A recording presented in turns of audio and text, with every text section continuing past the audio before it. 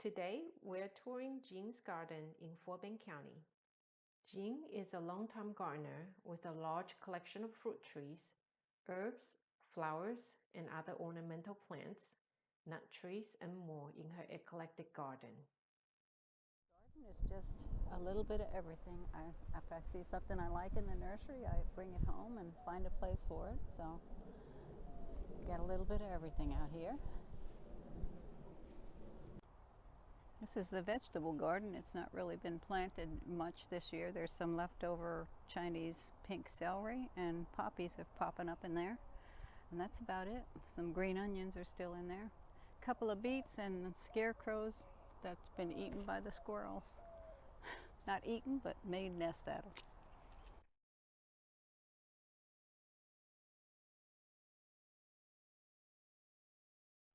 Okay, well, the scarecrow gets changed every year because the squirrels like to use her clothing for nests. So what I do is every year I make a different outfit for the kids that pass by going to school. And they get a new name every year. The kids call her all kinds of things.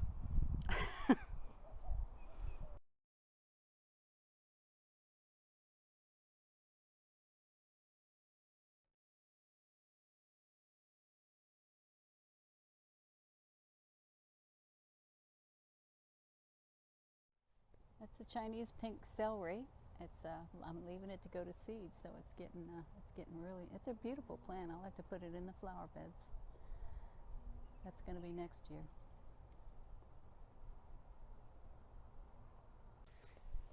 There's a piece. So the stem is hollow. You can use it in soup. So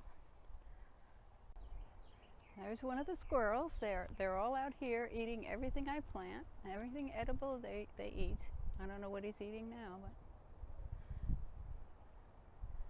something. There's some radishes and some cucumbers in here. Just starting off.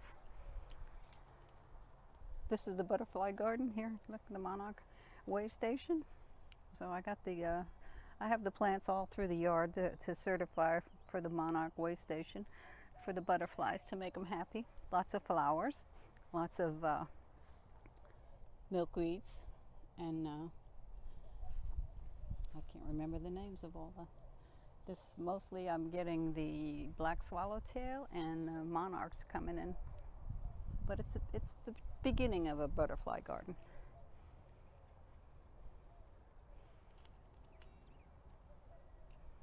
And those are the bee houses.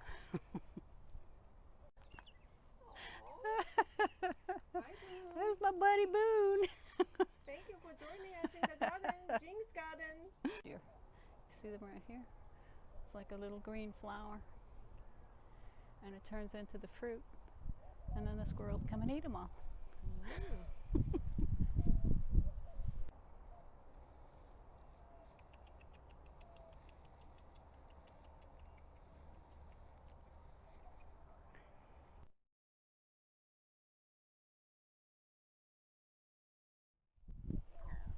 Blackberries.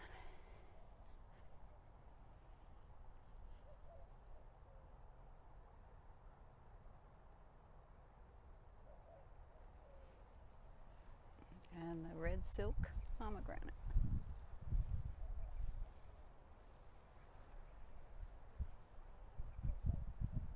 We just put it in this year, and I don't remember what it is.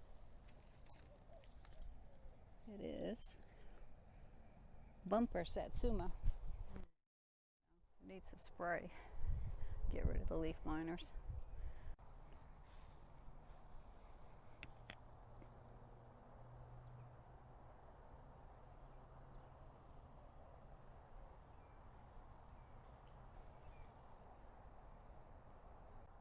That's a May Pride peach, and we just put that in this year too. We're replacing all the trees that have died since the freeze, the big freeze. Okay, we have 3 pecan trees, and they're in distress right now. We had them treated for some type of fungal disease. I can't remember the name of it, but we're hoping they'll come back.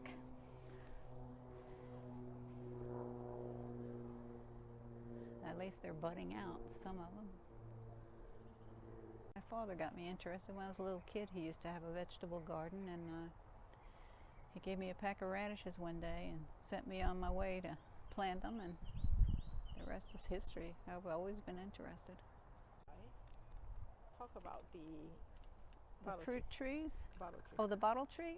That was our Rio Red grapefruit tree that died during the freeze. So the grandchildren came over one day and painted it purple, and then I put the wine bottles on there. It was a hard job, but I had to drink all that wine, put it on there.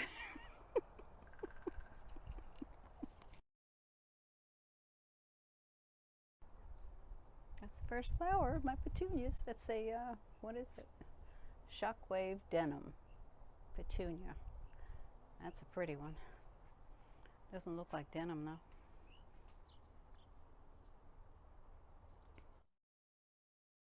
This is my work area. This is where I work on my plants. The ones that I get new that are, or I'm getting ready to move. I'm working on them here. This is a distress area. This is like the hospital over here where I keep all my plants that are under distress, and I try and help them out. You look pretty healthy. Yeah, well, it's a process. This is a sunshine blueberry, and keep it happy. We use rainwater to water it, and we add pine bark mulch in there, and we use a soil acidifier to keep it happy. And I put some lights in there so at night something maybe might not invade in here and take all the blueberries. On the avocados, you have to cover the bark when it's green so it doesn't get sunburned or it'll kill the tree. So I just wrapped it in cheesecloth for now. That's a what is that? I can't think of the name of it. Penstemon, and they're growing all over the yard, and I let them because they're so pretty. Actually, this is just wildflowers. This is just what popped up. I haven't cleaned it up yet, but I usually put some peppers and tomatoes. There's a tomato down there at the bottom. It's buried in primroses, but it will grow up the trellis. And once these die off. Okay. And then I have the plumerias here. Lots of plumerias. Too many plumerias.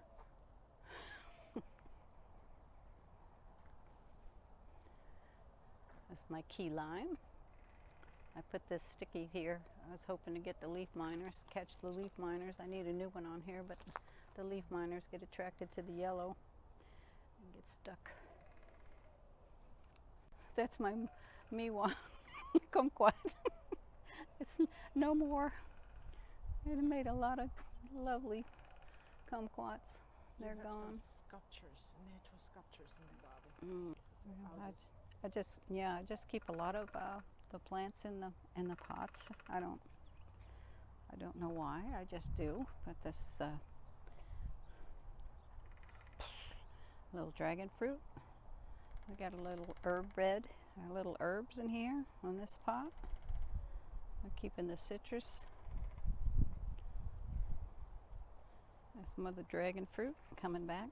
There's the citrus, keeping them in pots. Jade. That's a LSU gold fig. Little pepper plant. Big bunch of thyme. We have a blood orange. And here, can you get it? We have another bunch of herbs in the pots. That's the chives flowering, they're beautiful. Another fig. Assorted fruit trees out on the lawn. Just a little memorial garden for friends that have passed away. I put little flowers to remind me of them, and little angel statues, and pretty flowers for them.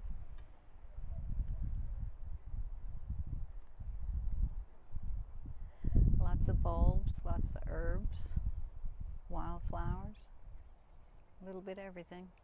That's in my garden.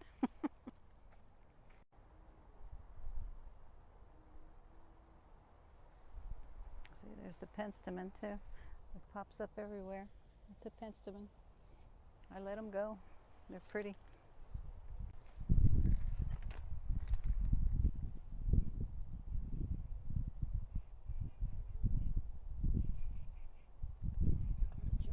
It's a pretty plant.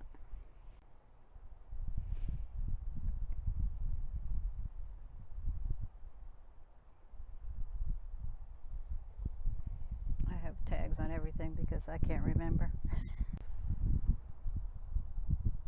Hydrangea, oak leaf hydrangea. You know, cross-pollinate, but I haven't had any fruit on them. Got a little flower right here. Maybe. Maybe this year will be the year. So two different varieties. Yeah, I don't have it tagged because for the different leaf forms. this one on the right budded out first, and then this one came out second. So.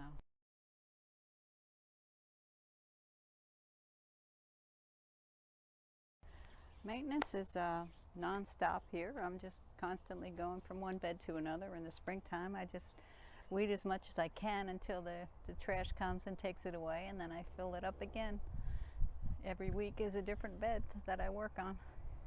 That's my favorite corner. There's a little cubby hole there. It's nice and shady in the morning. I drink my coffee and look out over the garden and decide what I'm going to do for the day, how much work I'm going to do. That's the Australian finger lime. This is my favorite right here. It gets all these little limes on there, and they have the little sections of are all disconnected little beads of lime juice, and they're really nice. I love limes anyway, but this is my favorite. It has a lot of stickers on it. My husband hates that, but I love the plant.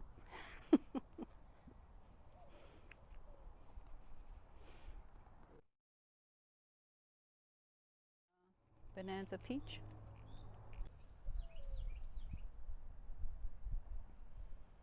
One day soon. Baby monarch. Baby monarch, and they're all around here. You know, you see them all over the place. Because they're very happy in this yard with all the flowers. So this is your bulb garden.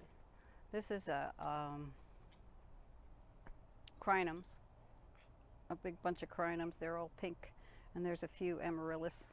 There's the remainders of the ones that bloomed last week. And this one is a toad lily. That's really pretty, but it's in the wrong place. I don't know where it came from, but